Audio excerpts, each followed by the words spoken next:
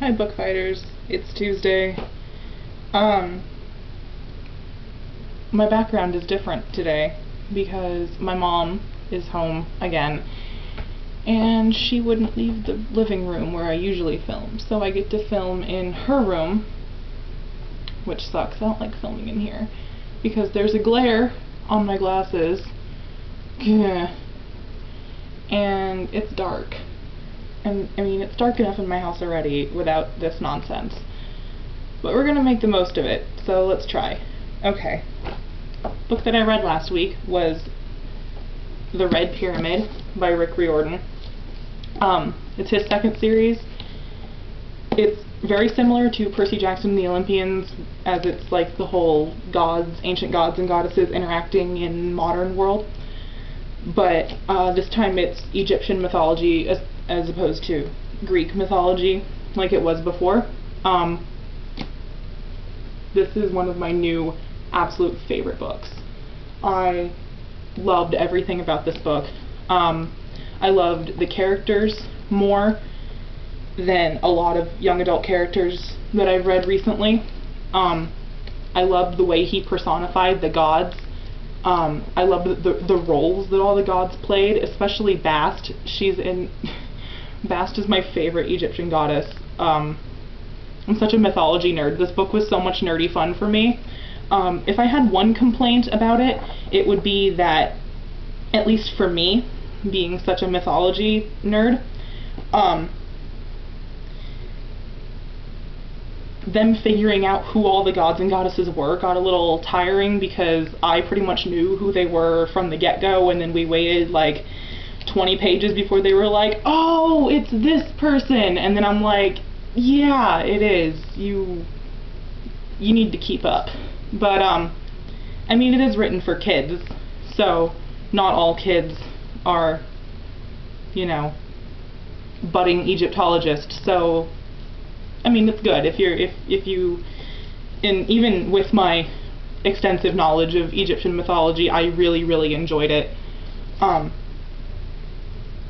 It reminded me a little bit of Neil Gaiman's American Gods, just in the way that they talked about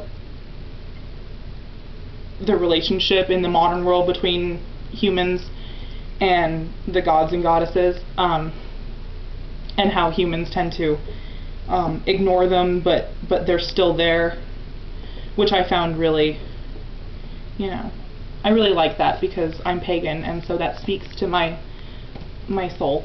I didn't mean to get all weirdly religious at the end. Whatever. The book that I'm going to read this week, I actually had no idea what I was going to read this week until about an hour ago when I went to finish my book and realized I didn't have a book to read. So I had to run out to the library, and luckily I found The Fool's Girl by Celia Reese. Celia Reese is one of my favorite young adult writers. She does historical fiction. I read her books when I was actually of the appropriate age to be reading children's and young adults books. And I've loved her ever since. And apparently this one is new, if the sticker is any indication, and I looked earlier and the copyright was from this year. So I'm excited to read this one because I really like this author. Yay. We'll talk more about that one next week. Okay. So many punishments this week. Sarah, you didn't read your book either, and I mentioned in Dan's video how much I hate thinking of punishment ideas for people because I am so bad at thinking of ideas to punish people. And I watched Dan's video, and I absolutely love his idea to make you memorize the first line of Pride and Prejudice in 10 different languages. I would absolutely love to see that.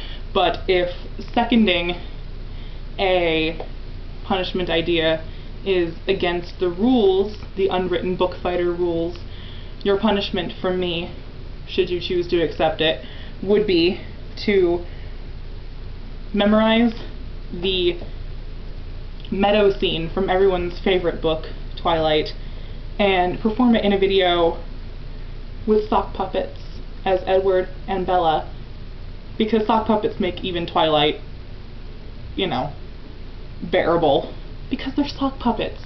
These aren't actual puppets, these are just socks. But they're green and they have stars on them. I'm gonna take these off my hands now. Okay. So we got Sarah's punishment out of the way. Questions. Alright. Katie's question, first. My earliest childhood memory is actually from my first birthday. And you're not supposed to really remember things from that far back, but I have this distinct memory of being on the floor as a baby and someone holding a glowworm above my head. There were those dolls, they glowed and they were like a baby caterpillar looking thing. Whatever. But I always thought it was something that I just kind of made up. And then I went and I watched a home video a few years ago of my first birthday. And there was actually video of me receiving that gift and them holding it above my face. And I was like, whoa, it did really happen. So it's kind of a weird first memory, but that's what it is. Julia's question from forever ago that we all seem to forget about except Katie, because Katie is on top of things. Superstitions. I try not to be an overly superstitious person, but I tend to be, which I don't know if it's a good thing or a bad thing.